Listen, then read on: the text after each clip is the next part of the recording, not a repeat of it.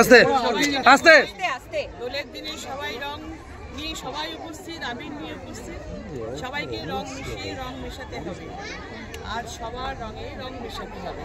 সে নির্বাচনই হোক আর নির্বাচন নাই হোক, প্রত্যেকবারই আমি এই অনুষ্ঠান সহ আরও অনেক অনুষ্ঠানে থাকি এবং সেখানে সবার সঙ্গে মজা করি, আনন্দ করি সবাই। এবং এটা একটা জনসংযোগ তো অবশ্যই, সেটা আমার সারা বছরই থাকে। আর সঙ্গে সঙ্গে স্পেশাল এই দিনগুলোতে একটু ভীষণভাবে আরও ছোটোবেলাকার কথা বেশি মনে পড়ে যায়, খুব নস্টালজিক হয়ে পড়ি। আর তখন তো দোলের সঙ্গে শুধু আবির ছিল না, একটু রং টংও খেলা হতো পিচকারি দিয়ে, সেসবগুলো ছোটো ছোটো বাচ্চাদের দেখলে এখনও ভালো লাগে। ছোটোবেলাকার ছোটো ছোটো কথা মনে পড়ে যায়। আর নির্বাচন বলে আলাদা করা জনসংযোগ কিছু না, সারা বছরই মানুষের সঙ্গে জনসংযোগ। দক্ষিণ কলকাতা বিশাল চেহারা, এই দক্ষিণ কলকাতা বিশাল চেহারা সবার সাথে সব যেই জায়গায় ইনভাইটেশন আসে সেই আমরা পৌঁছে যাই সেখানে।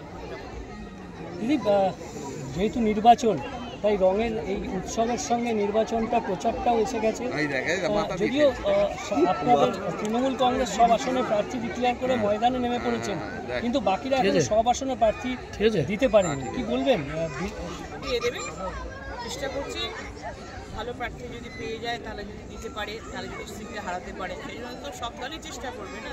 আমাদের দল যেমন একদিনে সব ডিক্লেয়ার করে দিয়েছে, কিন্তু অন্যান্য দল আস্তে আস্তে দিচ্ছে, ফেজ বাই ফেজ দিচ্ছে। সুতরাং গতকাল বিজেপি কিছু আসনে আবার যেমন প্রার্থী নতুন সব দল না দিলেও পুরোটা না দিলেও দিয়েছে কিছুটা। আপনার বিরুদ্ধে একেবারে উত্তরবঙ্গ থেকে সাংসদকে উড়িয়ে আনতে হলো। আসলে উত্তরবঙ্গের মানুষ তাকে গ্রহণ করেনি, কারণ এলাকায় তিনি 5 বছর যাননি, তার আগের 5 বছরে যাননি। সেই জন্য খুব ক্ষুব্ধ মানুষ ওখানকার, সেই জন্যে তাকে বলেছেন যে উনি দাঁড়ালে আমরা কেউ কাজ করব না। এটা বিজেপি নেতৃত্বের খবর বা এটা ভাসছে খবরে আর কি। তাই জন্যেই বলেছেন যে ঠিক আছে, একটা সিট ফাঁকা পেতে পারি, সেখানে লড়াইয়ে আসতে পারি। এটা দক্ষিণ কলকাতা হয়তো বেছে নিয়েছে।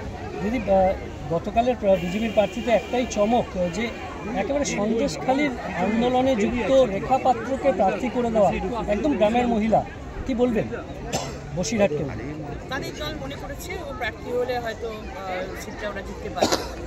যেটা দল ভালো মনে করবে তাকেই দাঁড় করাবে। সে এমএলএও হতে পারে, না সে ওখানকার নেত্রী হতে পারেন, সারা বছর কাজ করবেন। সেখানে যাকে মনে করবেন, দল যাকে মনে করবে, সব দলেই তাই নিয়ম। মানে বিজেপিকে এই নির্বাচনে সন্দেশখালীকে গুরুত্ব দিচ্ছে বেশি মনে হচ্ছে। এত ভালো কাজে নিয়ে আমরা বাজারে নামবো না, শুধু সন্দেশখালী নিয়ে সারা বছর মানব। সন্দেশখালী তো আমাদের সরকার অ্যারেস্ট করেছে, লোকজনকে অ্যারেস্ট করছে। সন্দেশখালী তো বাইরে বিভিন্ন দেশের রাজ্য সিবিআইডি অ্যারেস্ট করে, তাতে আমাদের রাজ্যের শাসন ব্যবস্থায় যারা রয়েছে তারাই তো অ্যারেস্ট করছে।